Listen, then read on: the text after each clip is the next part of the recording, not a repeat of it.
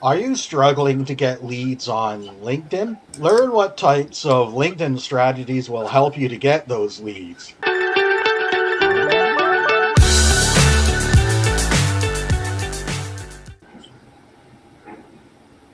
Hello and welcome to the Radiant Business Podcast. I'm your host, Jason Ross. I'm a web developer with over 11 years of experience, specializing in high conversion websites for small, medium businesses. And joining us today is our fellow host, Yavor Yankov. Hello, my name is Yavor Yankov. I'm currently a writing student at SFU, a member of the sales team of Radiant Freedom Digital Marketing, and a professional copywriter.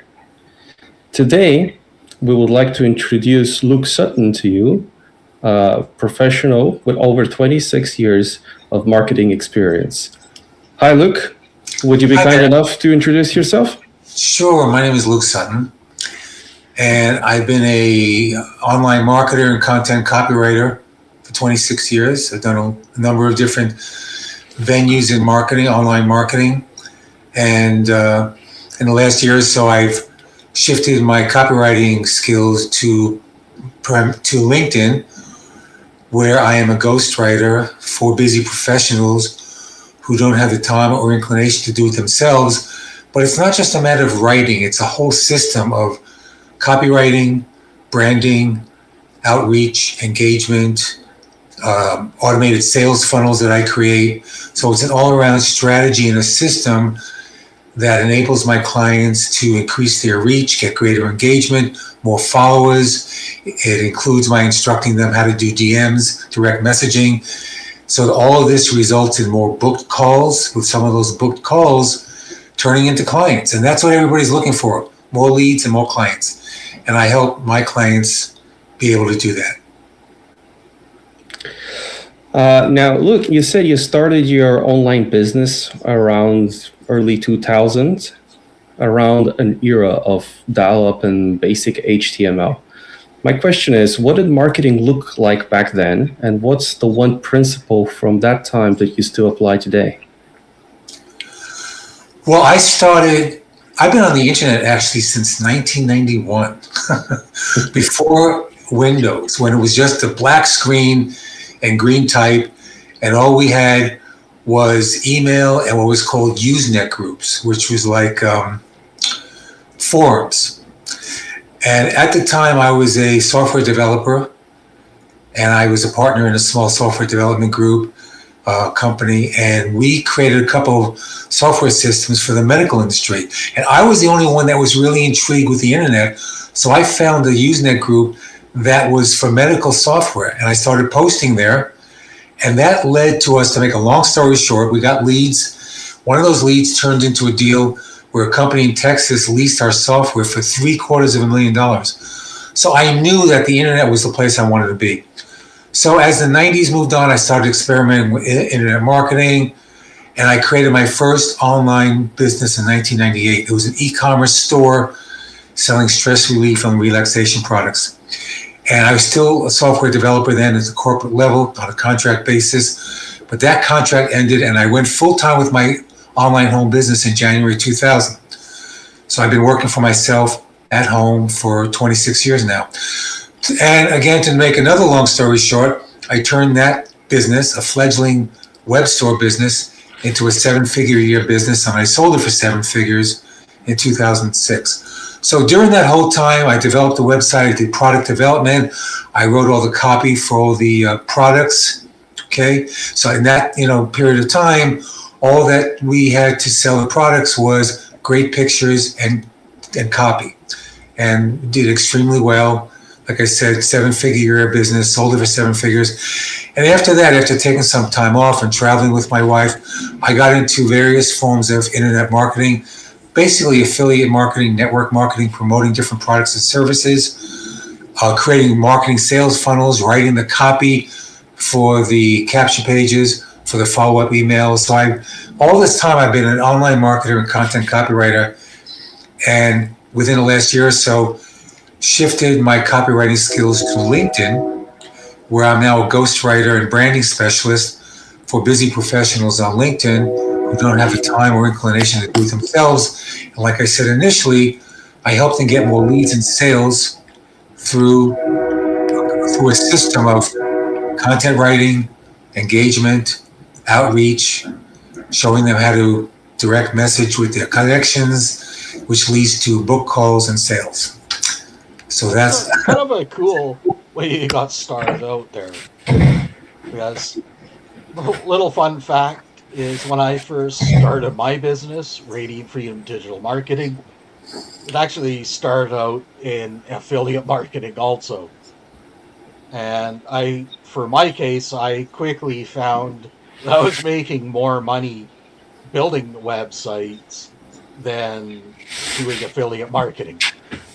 So I ended up, trimming down my affiliate marketing only to things that are relevant to, digital marketing and web development. So things like, Aweber and, web hosting services and so on. Got it. Yeah. Well, whatever it takes to help you make an income. Absolutely. Now, Luke, you said that you built a 7-figure e-commerce business, and now you specialize in LinkedIn ghostwriting and strategy, which seems to be quite a significant shift in platform. My question is, how was your fundamental marketing strategy adapted when moving from an online store to a social professional network? Well, again, remember, there was something in the middle there. My first business was an e-commerce business. Back then, e-commerce was different than it was today. There was no Shopify. I built it from scratch. I was already a programmer, so I had the technical knowledge of coding. So I just taught myself how to create a website. I had never created a website in those days. And I used a professional web development tool along with some JavaScript and created a website and found the products and everything. But once I sold that business, I then moved into affiliate marketing and network marketing. But I was doing content copywriting the entire time as well. So for many years, starting at about 2008 to 2009, I was doing affiliate marketing. I did some network marketing, and that's what I did for a long time, and creating sales funnels along the way. Every program that I promoted, I created a sales funnel for, which included a capture page, a landing page with a VSL, video sales page that promotes the offer, and then automated follow-up emails, which I wrote myself, so that the prospect is always having the offer in front of them. So that's what I did, and that then led into what I do now as a ghostwriter and branding specialist on LinkedIn. What has stayed true, Yavor, through this entire journey, even from the e-commerce days, was my content writing. Yeah. Originally, it was the content writing for the website, which helped to sell the products. And then it was content writing for the sales funnels I created to sell the products I was offering in affiliate marketing. And now it's the content I'm creating and the branding that I'm doing. Because I actually came into this life as an artist. So I went to art school and art high school, art college in New York City. So I have a graphics arts background, which helps me in creating people's LinkedIn banners. I created a number of profile banners and written headlines and about sections for some of my clients. So I'm very good at creating these beautiful banners, these graphic banners for my clients that help them represent who they are and what they offer. So essentially, you're both a copywriter and a graphic designer. I'm a copywriter, a marketer, and a branding specialist. Yeah. Now, it's interesting you mentioned your art background. I'm kind of going in the opposite direction there from you. Because I started it in business, and now the last couple of years have been getting into, the arts myself as a writer. Working on my debut novel. Got it. Yeah, I think arts are a hugely important thing, and you can learn a lot about the arts that you can apply in business.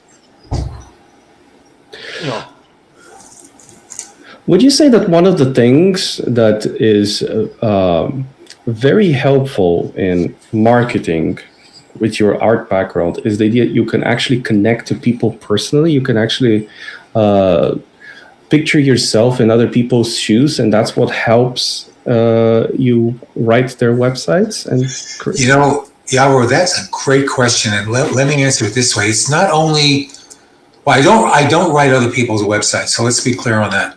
I write content copy for people's posts on LinkedIn, also their profile elements like the about section, the headline, and I create the copy and I create the banner and everything. But to answer your question, yes, over the years of doing the marketing that I did, I spent a lot of time on the phone with prospects. And in doing that, it's important for you to be able to put yourself, like you say, into the shoes of your prospects to understand their needs and desires. The number one rule in marketing that a lot of people don't get correctly is you don't lead with features. You don't lead with talking about how great you are and how great your products are. You need to understand the needs and desires of your target audience. And you have As the saying goes, you have to lead with your features tell, benefits sell. right. You have to lead with benefits. You know the number one question on people's minds, no matter what it is in life, what's in it for me? That's all they want to know. So you always need to lead for the benefits. So with the benefits. So again, when I be talking with people on the phone, it's the same as when I'm writing copy now. Even when I'm writing content for people's posts, it's about the benefits. What's in it for them? That's all they want to know. That leads us into our next thing, because when I'm working on websites, we always start with what I call get attention, engage, educate, and offer.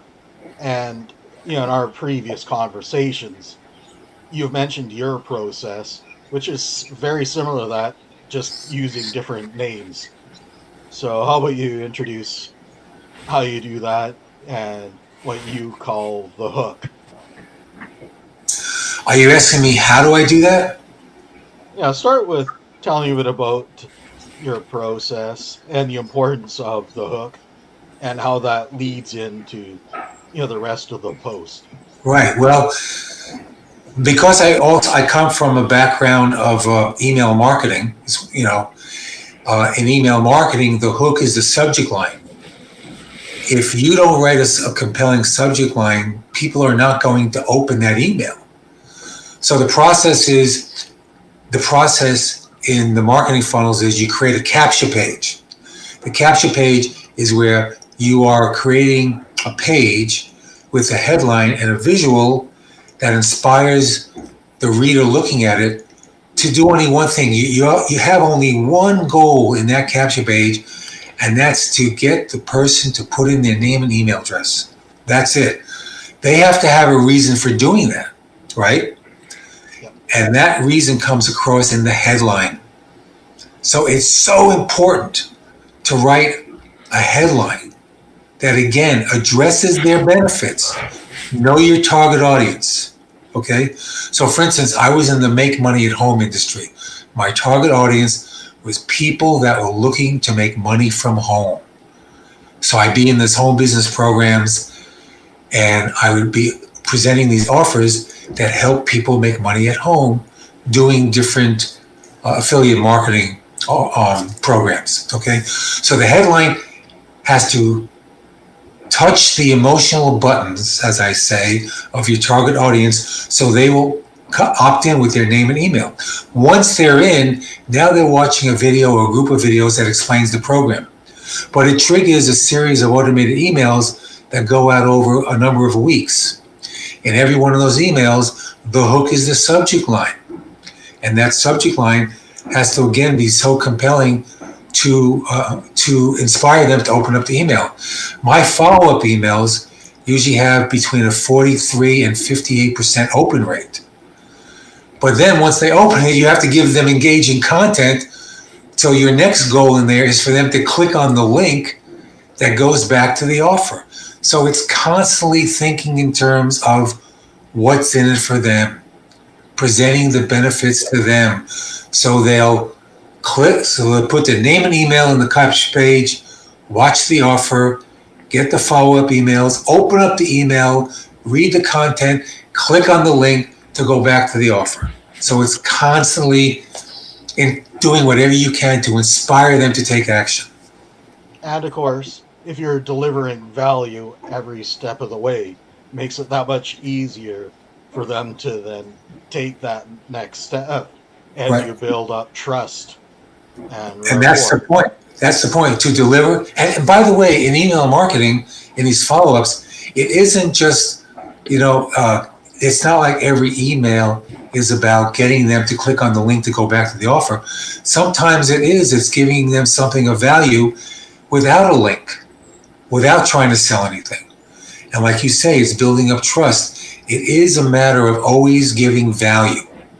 I have a pretty good sized subscriber list, and my emails aren't always about clicking on a link and taking a look at this offer.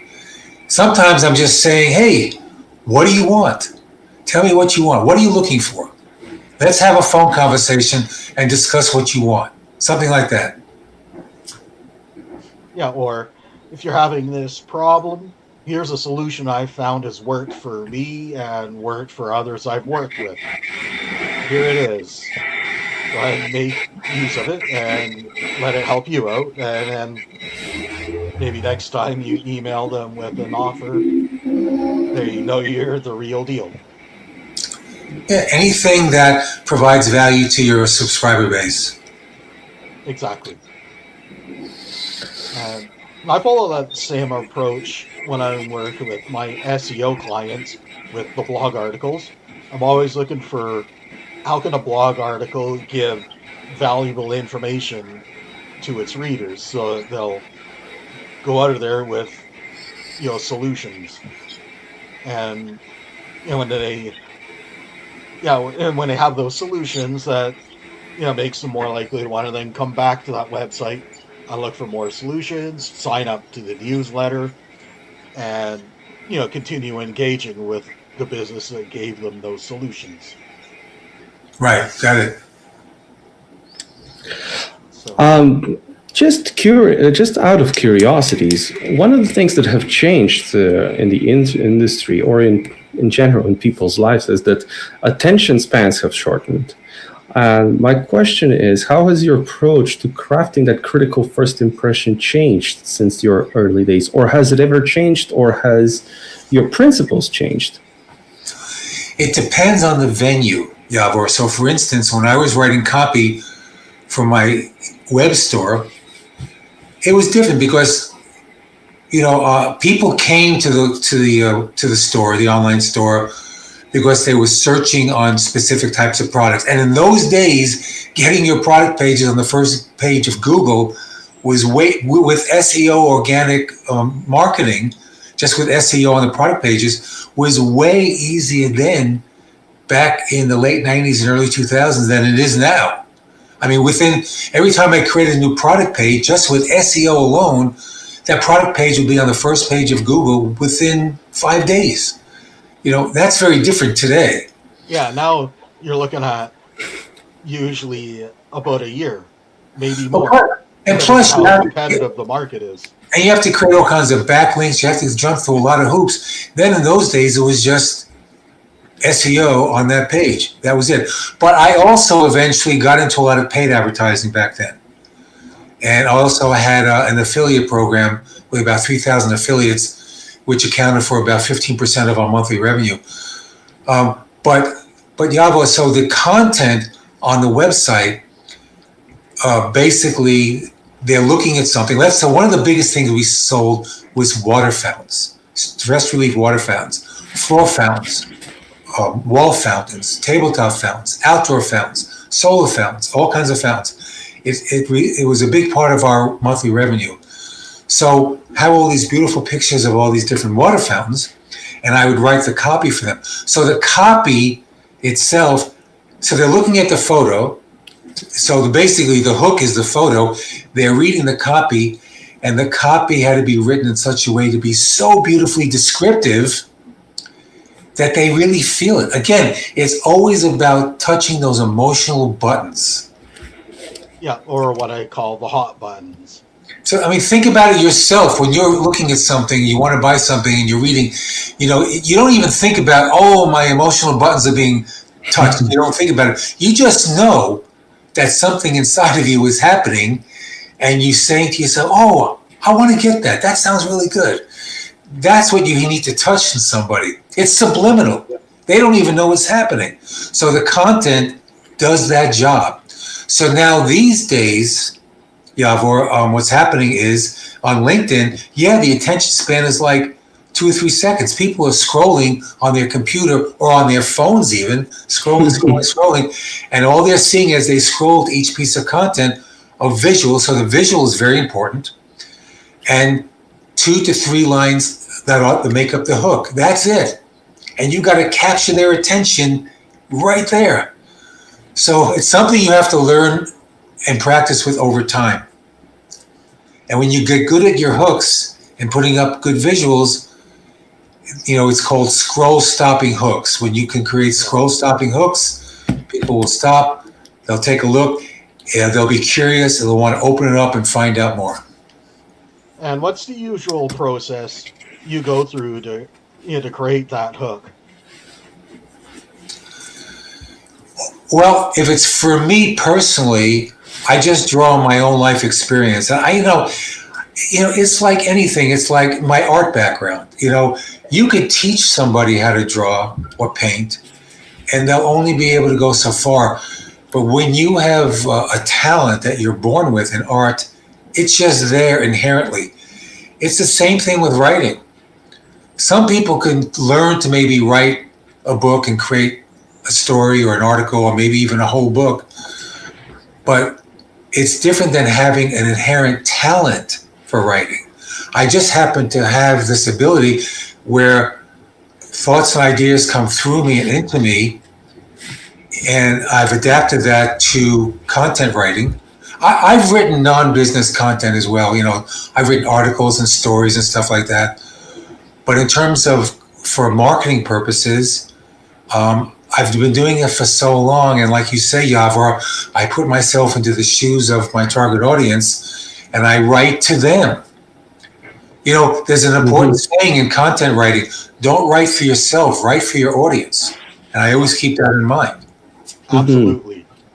And that's something that I've noticed in my journey as a writer, working in fiction, is I'm having to put myself into the mindset of all these different characters, and that really does help you to be able to empathize with your audience and with the people you're talking with. Absolutely. Yeah. So does that mean that skills like empathy and sympathy are actually vital for a successful marketer? Extremely so. Yes, Yavor. Once again, great question. Those qualities are extremely important. If you can't empathize, but empathy is deeper than sympathy. Empathy is where you can really feel and understand somebody. Okay. For instance, people who are life coaches, successful life coaches are that way because they can empathize with their clients. Okay. So as a writer, as a content writer, you need to empathize with your clients. And for my own content, go ahead. It looks like you have a question there. Oh, no. I was just agreeing with you. So yes. Empathy is very, very important in being able to connect with your audience. Absolutely. Yeah. I mean, if you want to be able to speak to their hot buttons, their pains, their problems, you have to be able to understand it and feel it yourself. Like, how would I feel if I was experiencing, say, back pain? And right. And anyone who's experienced it, you can draw upon your own personal experience. But if you've never had back pain before, you have to then take some other pain that you've been through, and then, kind of infer that, well, if that was my back that was hurting me, then I would feel this way about that too. Right. Yeah. So also storytelling is very, very important. All of my content for LinkedIn posts, for my own posts and for my clients' posts, include a compelling story or true to life story that often includes a pain point and then a transformation from that ties into what they're offering or what I'm offering. So it's a hook with a pain point and oftentimes a contrary statement that creates curiosity in the reader, and they open it up, and that ties into then the content that explains what occurred, the transformation that took place, and how that ties into what they're offering, and then ending it with a call to action. Yeah, and I was going to ask you about that next, because at this point, what we've shared with people is just enough information to do what I like to call selling the services of your competition. Because you'll create that great hot button hook, you'll create that great body copy that sells them on it. But then if you don't give them that offer and tell them what to do next, they're then going on to the next post from one of your competitors that remember to give them that call to action. Right. And so the call to action, the CTA in a LinkedIn post, is often a call to action to a lead magnet where you're giving away something for free. That's an important thing. And it's often in the featured section. That's where I put mine, and that's where I have my clients put it. And I'll create a little graphic for myself or for my clients, and it's in the featured section. And from there, the reader can click on that and go to their lead magnet where they're giving away something for free. It could be a free workshop. It could be, for me, it's a free LinkedIn audit where I meet with people on Zoom, and we go through their LinkedIn profile, their presence, their posts. I give lots of tips and advice on, how, what's working, what's not, how to improve things. So that's what I do with people. But many people on LinkedIn have different types of lead magnets for their service. But that's what it comes down to, is giving away something for free. And that's how you can capture people's contact info and build your subscriber list. yeah, as well as, build their trust.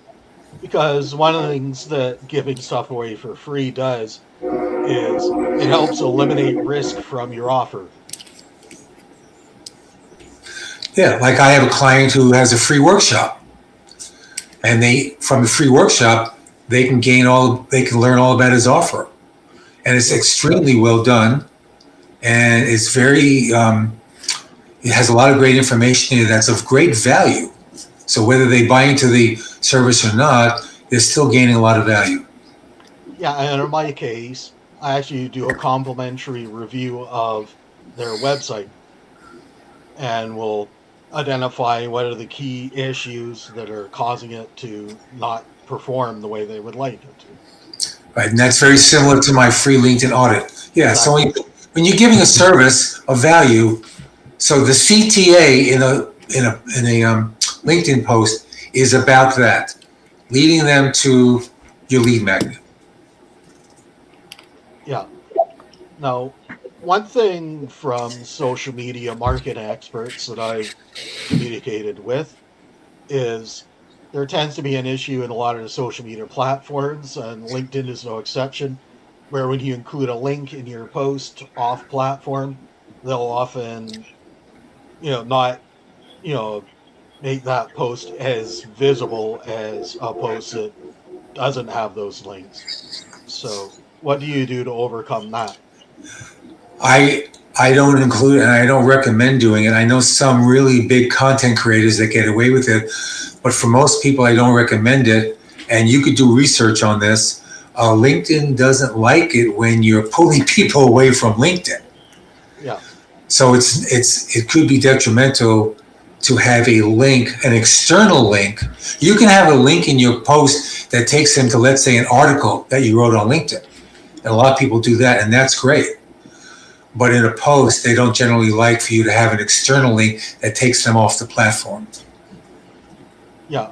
Or you could have a call to action that invites them to, to comment and engage with your post.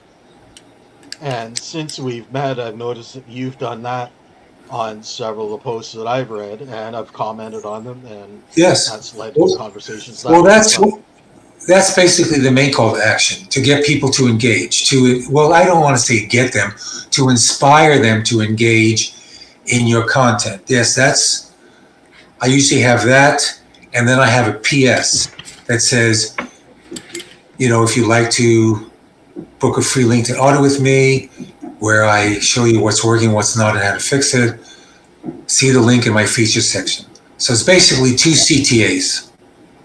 Yep. Plus, you can also share it in DMs for people that have shown an interest. Oh yeah, that's the DMs is where a lot of the important stuff takes place. Yeah. I just wrote a post I've written a lot of posts about this. Posting itself is not enough. It gives you visibility, and that's great. You need the visibility. But what happens after the post? That's what's of utmost importance. So that's why you need to engage. You need to respond to all the comments on your post.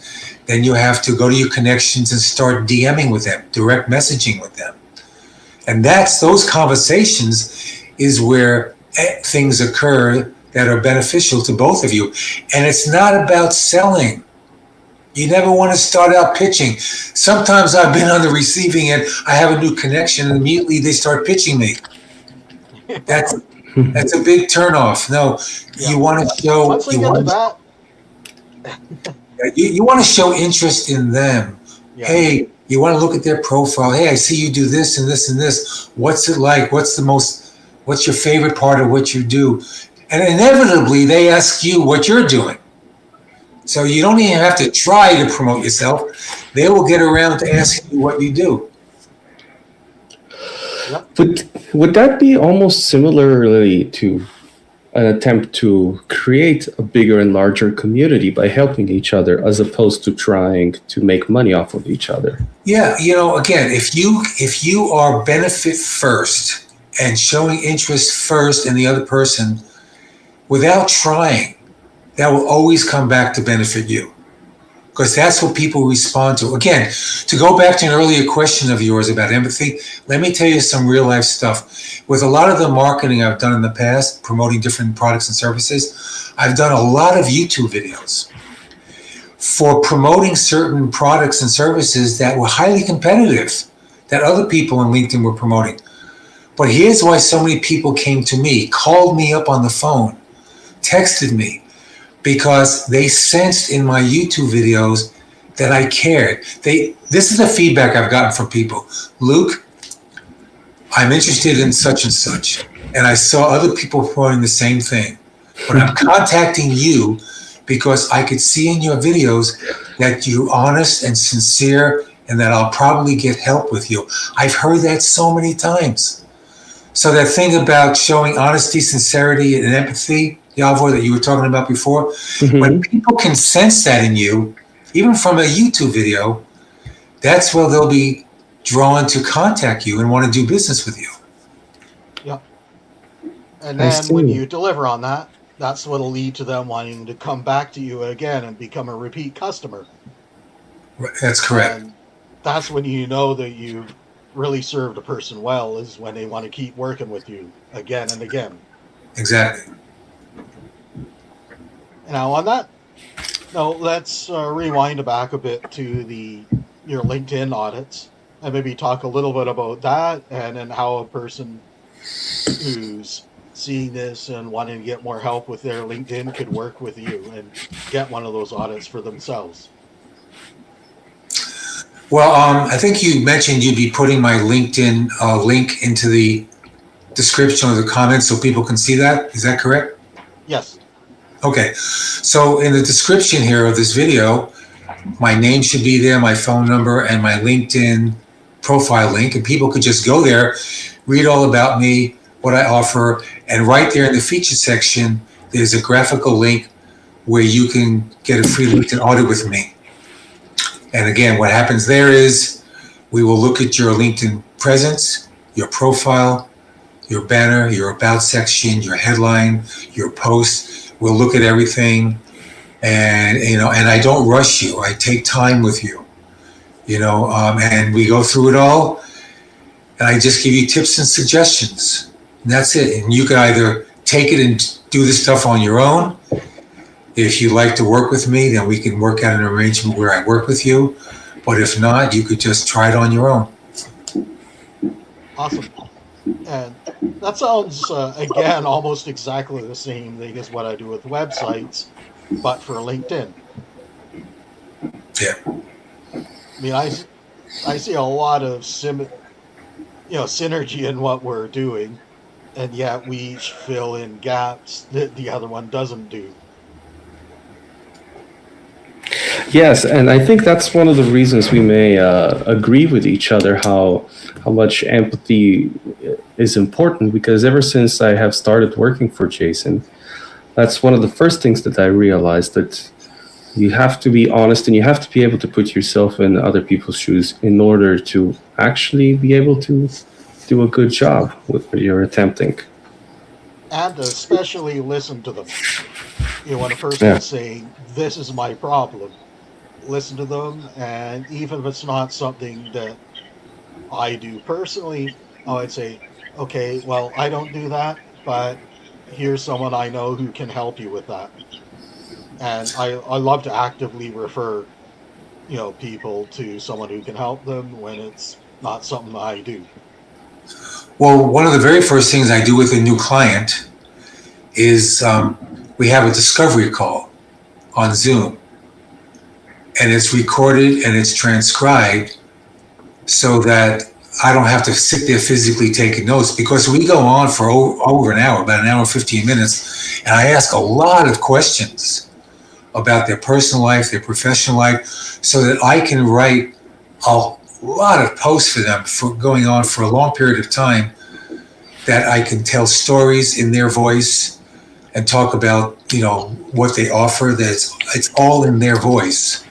And it all comes from that initial discovery call that's recorded and transcribed. It gives me a lot of material for me to write content for them for a long time. Awesome. And that is huge. So if you're wanting to, get help with your LinkedIn, we'll have a link to Luke's LinkedIn in the description down below, as well as his phone number. So I encourage you to reach out to him and let him know you came from the RBP. So, it's been a pleasure having you on, Luke. Well, thank you. It's been a joy being here. And Yavor, I love your questions. They were all excellent questions. Thank you. Thank you very much. Thanks for the wonderful answers as well. And Jason, you too. Both of you asked some really excellent questions. I appreciate the opportunity to be here. I really do. Awesome. So if you got value out of this, make sure that you give the video a good old thumbs up. Make sure to follow us if you're on Rumble, subscribe if you're on YouTube, and we'll see you in the next episode in 2 weeks.